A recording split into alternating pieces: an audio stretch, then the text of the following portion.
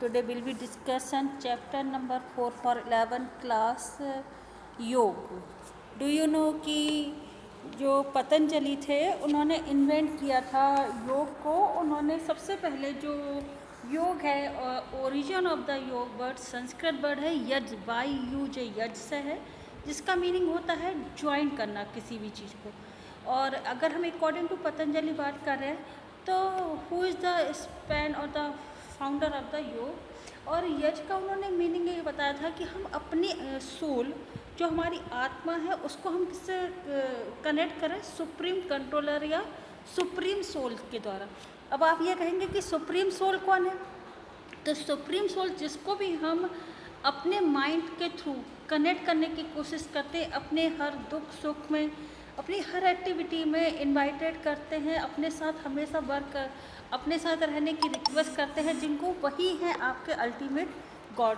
तो बेटा जो ये है पतंजलि, उन्होंने हमेशा ये चीज़ कहा है कि आप जब ध्यान करते हैं तो ध्यान किसी भी टाइप का हो सकता है, उसको आपको किससे कनेक्ट करना है, उसको अपनी आत्मा और अपनी परमात्मा से. आपका इंडिविजुअल, आपकी जो बॉडी है, ये बॉडी जो 5 तत्वों से बनी, ये नहीं इम्पोर्टेंट. आप जब अपने सुप्रीम सोल के साथ अपने आप को कनेक्ट करते हैं तो कहीं ना कहीं आप उस चीज़ को गेन करते हैं जो कि पतंजलि हमेशा कहते थे.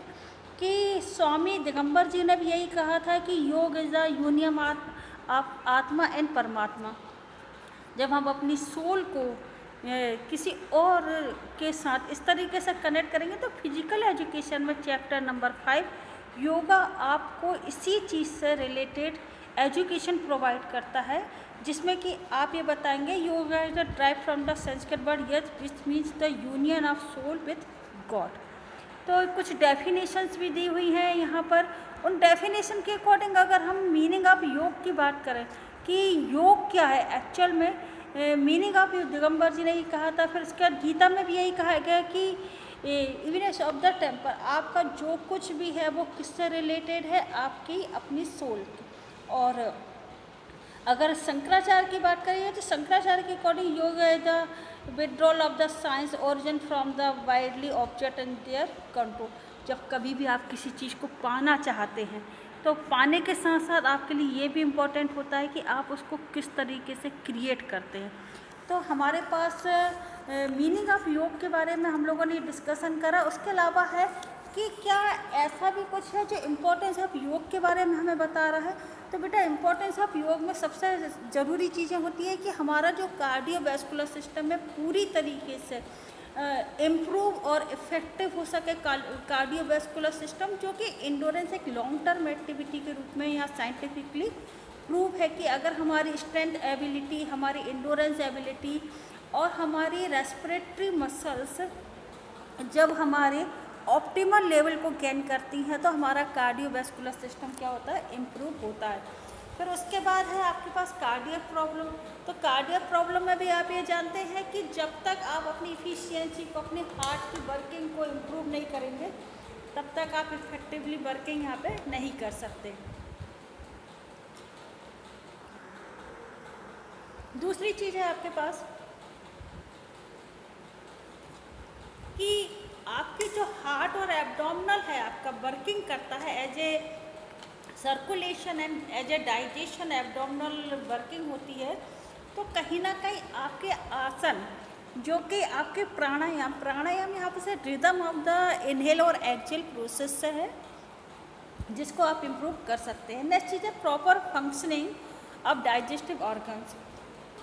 तो हमारा जितना भी आसन होता है जिसमें कि आपकी after any type of meal आपने वज्रासन में बैठते हैं, या पवन मुक्तासन है आपका, या इम्प्रूव डाइजेशन के लिए भुजंगासन है आपका. ये सारे आसन कहीं ना कहीं आपको आपके डाइजेशन को इम्प्रूव करने में, आपकी जो ग्लैंड डाइजेशन से रिलेटेड जो हार्मोनल ग्लैंड्स है जो आपके फूड को डाइजेस्ट करने में हेल्प करती हैं, ऐसे उनका सीक्रेशन करने में और हाई लेवल ऑफ इम्यूनिटी को स्ट्रॉन्गली रिप्रेजेंट करने के लिए आपके पास ये आसन इम्पोर्टेंस होते हैं. नेक्स्ट चीज़ आती है आपके पास कंट्रोल ओवर सेंस ऑर्गन. हमारे 5 सेंस ऑर्गन्स के बारे में आप लोग जानते हैं. तो जब इनको आप डेवलप करेंगे बाय प्रैक्टिस, जैसे मेडिटेशन के थ्रू है या आपकी शुद्धि क्रियाओं के रूप में। शुद्धि क्रिया जैसे कि हम लोग जानते हैं कि जल लेती, धोती, बसती, ये सब कुछ है आपकी। इन सब के अलावा आपके पास ये भी चीज़ है कि आप डेवलप करते हैं किसी भी अपनी वर्किंग को, तो आपका कंसंट्रेशन किससे रिलेटेड है? आपके मेडिटेशन से रिलेटेड है। आप जब मेडिटेट करते हैं, किसी वर्क को इफेक्टिवली रिप्रेजेंट करते हैं, तो कहीं ना कहीं आप अपने आप को रिलैक्स फील करते हैं, आप अपनी हाइजीनिक हैबिट को इम्प्रूव करते हैं, आप प्रमोट करते हैं अपनी एज को रिड्यूस करने के लिए। उन सब के साथ आपके पास एक चीज़ और आती है कि आप अपने पोस्चर को बहुत इमीडिएटली इम्प्रूव करते चले जाते हैं। अगर आपको रिलेटेड टू हेल्थ से कोई प्रॉब्लम है, जैसे आर्थराइटिक्स प्रॉब्लम है, आपको ओबेसिटी प्रॉब्लम है, या आपको बैक पेन से रिलेटेड प्रॉब्लम है, तो ये सारी प्रॉब्लम कहीं ना कहीं आपकी योग के थ्रू आप यहाँ पर रिड्यूस कर सकते हैं। और सबसे इम्पॉर्टेंट है कि आपका जो पोस्चर है वो गुड लुकिंग, स्मार्ट, चार्मिंग के रूप में आपके सामने रिप्रेजेंट होता है। बेटा कंटिन्यू डिस्कशन में एक अब आपके पास नेक्स्ट टॉपिक आता है एलिमेंट्स ऑफ योगा। हम सभी जानते हैं कि हमारी बॉडी में जो एलिमेंट्स हैं वो 7 एलिमेंट्स हैं। 7 एलिमेंट कौन कौन से हैं? जैसे यम है, एक पर्टिकुलर रूल के अकॉर्डिंग हम जब वर्क करते हैं। नियम है, हम according to rules and regulation work करते हैं। यम में आपके पास यहाँ पे क्या आ रहा है कि अगर आप सत्य बोलते हैं, अहिंसा को आप प्रायोरिटी देते हैं, और इन सब के अलावा आपके बेसिक जो प्रिंसिपल हैं जो आपको बेनिफिट देते हैं, आपको सोसाइटी के अंदर आपके बिहेवियर को कंट्रोल करते हैं, आपको गुड बिहेवियर के रूप में कमांड करते हैं, या आपको प्रॉपर गाइड करते हैं, नॉन वायलेंस एक्टिविटी में आपको इंक्लूडिंग करते हैं, या आप ट्रस्टफुल होते हैं, हॉनेस्ट मतलब किसी के लिए हैं, या आप अपनी वर्किंग को इफेक्टिव बनाते हैं। तो यम एक इम्पॉर्टेंट आपके लिए एक एलिमेंट्स है। सेकेंड है नियम। जब कभी भी हम अपने आप को प्यूरिफाइड करना चाहते हैं, कोई पर्टिकुलर रूल पे चलना चाहते हैं, तो नियम आपके लिए सबसे एक इम्पॉर्टेंट आसन हो जाता है। नेक्स्ट चीज़ आती है आपके पास कि जब आपकी सोच, जब आपका वर्किंग इफेक्टिव होगा, तो आप नियम के अकॉर्डिंग, जैसे सोच है आपकी, संतोष है आपके अंदर, आप किसी चीज़ को तप के द्वारा प्राप्त करते हैं, और आप ईश्वर के साथ अपने आप को कनेक्ट करे हुए हैं। आपकी डाइट प्रॉपर है, आप स्लीपिंगली बहुत अच्छे से रात में सो पाते हैं, आपकी रेस्टिंग टाइमिंग आपकी प्रॉपर है, और आपका जो रूटीन वर्क है आप उसमें थकते नहीं हैं। तो कहीं ना कहीं आप एक पर्टिकुलर नियम के साथ अपनी वर्किंग को इफेक्टिवली बनाए हुए हैं। नेक्स्ट चीज़ आती है आपके पास आसन। तो हमारा जो भी पोस्चर है, चाहे हमारा वो सिटिंग हो, स्टैंडिंग हो, लेइंग हो, रिलेटेड टू ओवरऑल फिटनेस, वो हमारा क्या है, यहाँ पे वर्किंग है। तो आसन से रिलेटेड हम यही कह सकते हैं कि जितनी भी स्ट्रेचिंग एक्टिविटी है, तो आसन में ये सारी स्ट्रेचिंग एक्टिविटी स्लो एक्टिविटी में कन्वर्ट हो जाती हैं। नेक्स्ट चीज़ आती है प्राणायाम। प्राण मतलब हमारे अंदर की जो सोल है, उसको एक रिदमिकल एक्टिविटी के साथ जब कन्वर्ट किया जाता है, तो सिस्टमेटिकल और rhythmical control of breath performing to improve internal functioning of the whole body. हमारा एक्सेल और इनहेल प्रोसेस जब एक कंट्रोलिंग प्रोसेस के साथ चलता है तो प्राणायाम कहलाता है।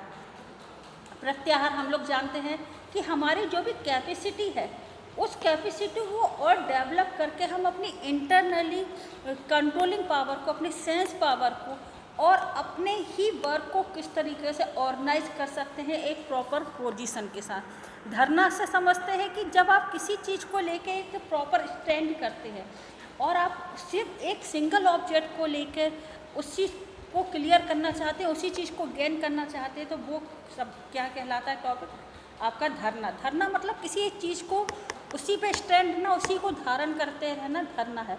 तो सबसे इम्पोर्टेंट चीज़ क्या होती है कि जब आप अपने गुरु को किसी चीज़ को सुनते हैं, समझते हैं, अपने टीचर को जज करते हैं, तो आप एक किसी सिंगल ऑब्जेक्ट को लेकर बात करते हैं कि हमें इनसे गेन करना है, सीखना है कि किस तरह हम सब्जेक्ट को कमांड कर सकते हैं।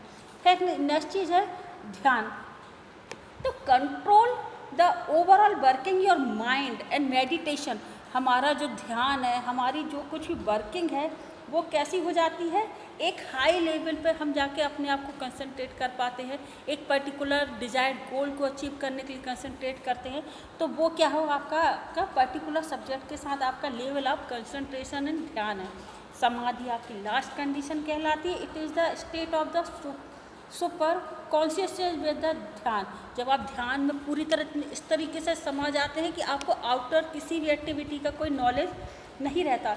It is also the state of the union with the, आप किसी एक अल्टीमेट सोल के साथ इस तरह कनेक्ट हो जाते हैं कि आपकी आसपास की सारी चीज़ें एक सिर्फ वर्किंग हो रही है, उससे आप इफेक्टेड नहीं होते। तो कहीं ना कहीं आपकी ये चीज़ यहाँ पर क्लियर है। तो बेटा हम चैप्टर नंबर 5 योगा में कंटिन्यू इसी चीज़ को डिस्कशन करते आ रहे हैं कि हमें किस तरीके से इसको रिप्रेजेंट करना होता है। तो और इन सब के अलावा आप जानते हैं कि आसन जो हैं वो अष्टांग योग मुद्रा के द्वारा आई हुई एक एक्टिविटी है, जिसमें यम नियम आसन और सारी स्ट्रेचिंग एक्टिविटी को इंक्लूड किया गया है। तो इन जैसे एक्टिविटी ये 3 टाइप्स में हम कैटेगरी में डिवाइड कर सकते हैं आसन को। कल्चरल आसन फॉर बॉडी फिटनेस के लिए, मेडिटेटिव रिलैक्सन आसन for improve of mental activity के लिए, और थेरापेटिक आसन for curing your various health problem.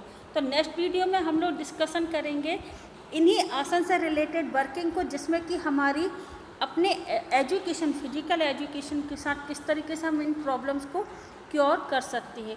तो I hope you like my video, subscribe my channel. Thank you for students all watching my video.